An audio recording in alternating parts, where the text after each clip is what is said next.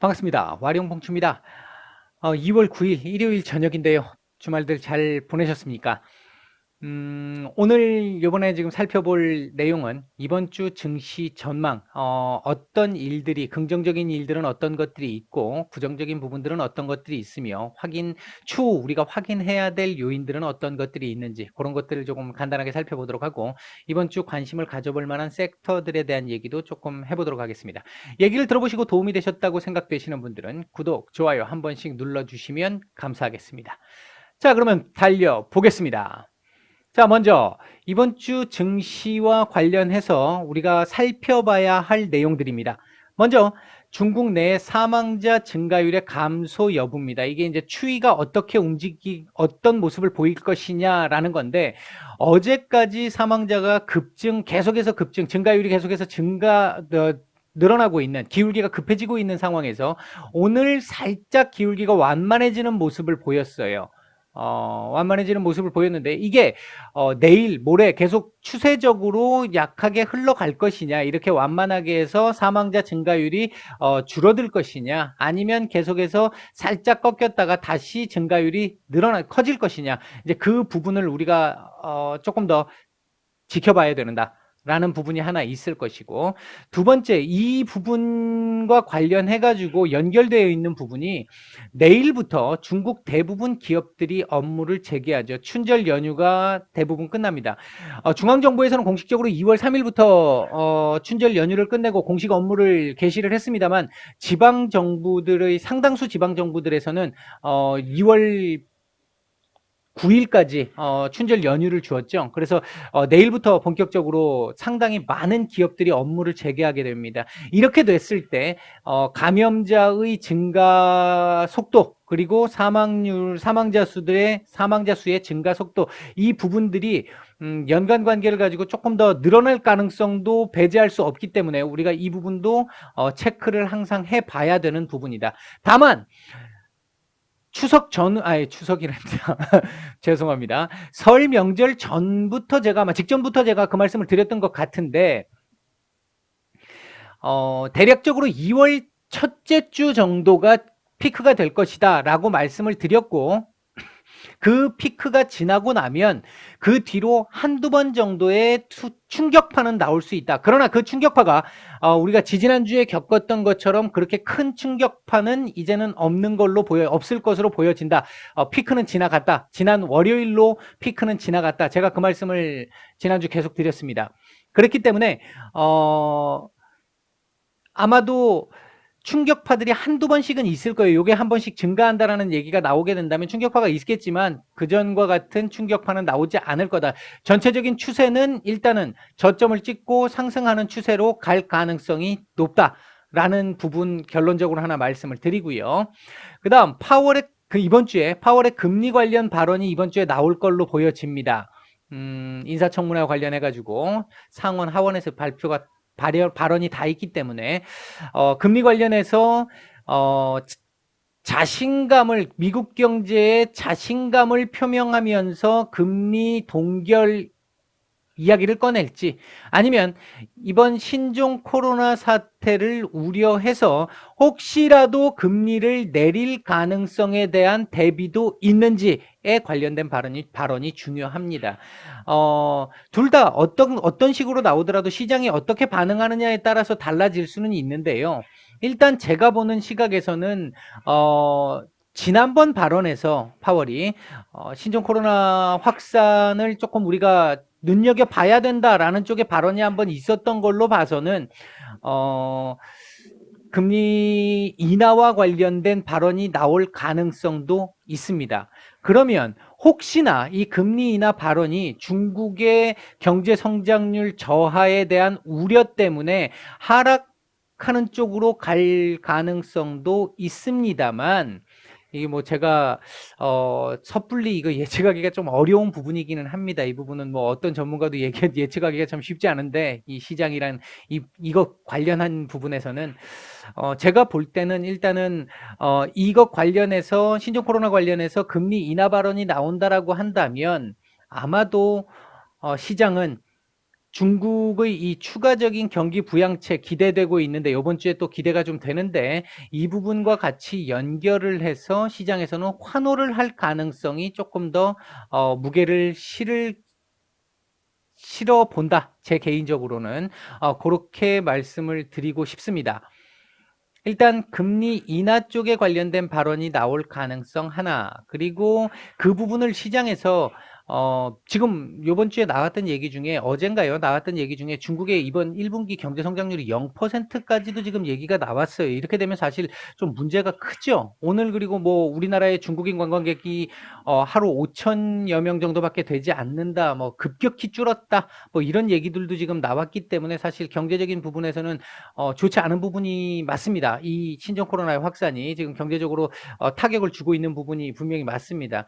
그렇기 때문에 이 부분을 반영을 해가지고 시장이 밀릴 가능성도 있기는 한데요. 제가 볼 때는 금리 인하와 관련한 부분과 이것만 있다면 좀 애매할 수 있는데 중국의 추가 경기 부양책이 기대되는 가운데 요게 같이 플러스가 된다라고 한다면 향후 어차피 지금 신종 코로나 바이러스의 확산에 따른 경기 피해 이 부분은 어느 정도는 우리가 지금 시장에서 감수를 하고 있는 부분이기 때문에 이후 이거에 대한 부양책에 대한 어떤 경기 확장, 재정 확장 이런 것 부분들에 대한 기대감이 조금 더 커지는 한 주가 될 수 있지 않을까 그렇게 예상을 해보고 있습니다. 그리고 우리나라 이번 주 옵션 만기일이 있죠. 2월 옵션 만기일이 있는데 만기일을 보통 조심을 해야 되는 날인데요. 요번 주는 잘하면 지금까지 지난달 말 요번 달 초까지 분위기를 보면 나쁘지 않을 것 같기도 합니다. 그 옵션 포지션이 외국인들의 포지션이 나빠 보이지가 않습니다. 제가 기관보다도 외국인을 좀 많이 강조드리는 편이죠, 항상. 근데 그 외국인들의 포지션이 그렇게 나빠 보이지는 않기 때문에 조금은 뭐 부담은 좀 덜 된다. 그런 정도 말씀을 드립니다. 그래서 결국은 제가 볼 때는 이번 주 우리 시장은 크게 보면 전약 후강 정도를 예상해 볼 수 있겠다. 월요일 하루 또는 월화 정도가 조금 약한 상태에서 수목금으로 가면 갈수록 조금씩 강해지는 흐름이 나올 가능성이 조금 높아 보인다. 이렇게 말씀을 드리고 코스피 같은 경우에는 2177포인트 정도에서 2350포인트 정도까지는 왔다 갔다 하지 않을까 한번 예상을 해보고 있고요. 나름대로. 코스닥의 경우에는 660포인트에서부터 679 또는 오버슈팅 나온다면 680포인트 정도까지도 일단은 예상을 해보고 있습니다. 전약 후강을 예상하고 있기 때문에 월화 중에 얘를 찍고 수목금에서 이렇게 올라가는 그림을 일단은 기대하고 있습니다. 아주 괜찮은 긍정적인 그림이죠. 이 부분은 제가 생각할 때는 이 신종 코로나 사태가 아니었으면 사실 지금 우리 증시가 조금 제법 더 위로 올라와 있어야 되는 상황입니다. 세계 증시 역시 마찬가지겠지만 조금 더 올라와 있어야 되는 상황인데 이렇게 좀 올라오려고 하다가 지금 신종 코로나 사태로 이렇게 한번 내려앉은 상태잖아요. 내려앉은 상태에서 지금 요 정도 회복을 했습니다. 중요한 부분은 지금 엊그저께 코스피 같은 경우 뭐 2% 가까운 상승률을 보이면서 거의 한 7, 80% 정도의 신종 코로나 사태 이전의 한 80% 정도의 회복력을 보였어요. 단기적으로 너무 많이 급하게 올라왔기 때문에 지난 금요일 날 약간 조정 제가 예상을 한다라고 말씀을 드렸고 조정이 좀 나왔는데요. 월요일 하루 또는 월화 정도까지 살짝 조금 더 눌리는 흐름은 한번 나올 수 있습니다. 그 눌리는 흐름을 한 요 정도로 지금 보고 있는 것이고요. 코스닥 역시 마찬가지입니다. 그리고 나서 주 후반에 주 중반 넘어가면서부터 이렇게 다시 끄집어 올리는 그림이 나올 가능성이 조금 있어 보인다. 그렇게 말씀을 드리고요. 자, 그렇다면 요번 주 조금 지켜보면 괜찮을 것 같은 섹터는 어떤 섹터들이 있느냐? 관심 섹터는 1번, 첫 번째 관심 섹터는 역시 반도체입니다. 반도체 제가 이번 금년 상당히 좋을 것, 최소 상반기까지는 상당히 좋을 것이다라고 말씀을 계속 드렸어요. 작년부터 드렸어요. 작년 하반기부터 계속 드렸는데 반도체 섹터 계속 지금 신경을 써야 될 것 같다. 특히 휴대폰 부품과 관련된 업체들, 카메라 관련주들, 카메라 관련 섹터들, 그리고 비메모리 관련 섹터들, 뭐 이런 섹터들 같은 경우도 한번 지켜볼 필요가 있을 것 같아. 11일 날 IFA 가전박람회가 있을 것이고, 그 다음 주 20일 이후에 MWC가 있고요. 그런 것들을 고려해 본다라고 한다면 충분히 기대감을 가져볼 만한 섹터다. 이렇게 말씀을 드리고, 기존에 많이 올라왔어요. 많이 올라왔기 때문에 조금 조정을 지금 받고 있는 부분들도 일부 있는데요. 그 조정이 월요일 또는 월화 정도에서 마무리가 되면서 한 번 정도 다시 기대감의 상승 가능성도 있겠다. 그런 정도 말씀을 드릴 수 있을 것 같고, 이젠 휴대폰하고 같이 묶어서 봐야 될 그 상황도 되긴 했는데 5G 관련 섹터들, 요 섹터들도 꾸준하게 지켜볼 만하다. 전기차 섹터나 수소차 섹터들도 있는데 특히 전기차 섹터 같은 경우에는 2차 전지 관련주들 같은 경우는 제법 올라온 부분이 있어서 요번 주 한 주 정도 더 쉴 수도 있고 요번 주 후반부터 다시 반등을 줄 가능성도 있습니다. 뭐 그런 정도 보시면 될 것 같고요. 그다음에 지난 금요일 날 오후 3시를 기준으로 해서 황교안 그 대표가 종로 출마를 결정을 했습니다. 그리고 오늘 낮에 유승민 전 대표가 불출마 선언을 하고 지금 그 당끼리의 통합 얘기가 나왔어요. 이번 주는 아마도 신종 코로나 사태가 조금 가라앉고 나면 정치 테마주들도 한번 움직임이 나올 가능성이 좀 있습니다.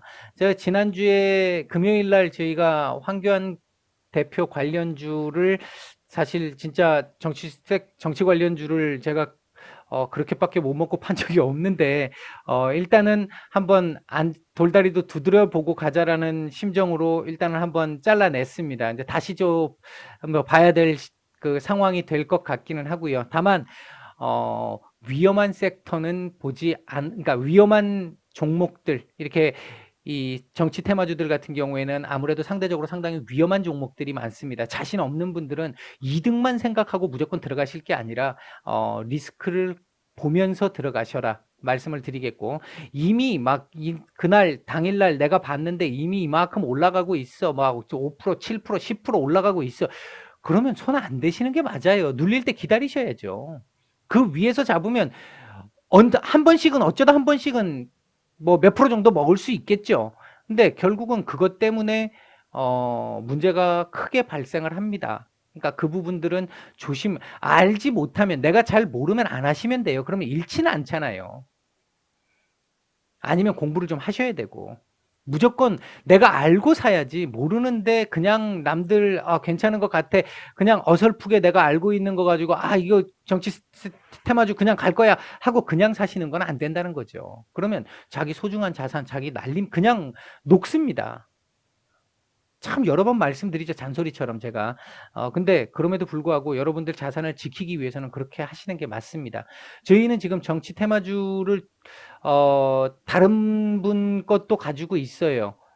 지금 조금 길게 갖고 있었고, 지금 그 한 종목은 길게 갖고 있었고 수익률도 지금 뭐 나쁘지는 않습니다. 나쁘진 않은데 더 높은 곳을 보고 있기 때문에 그냥 들고 있어요.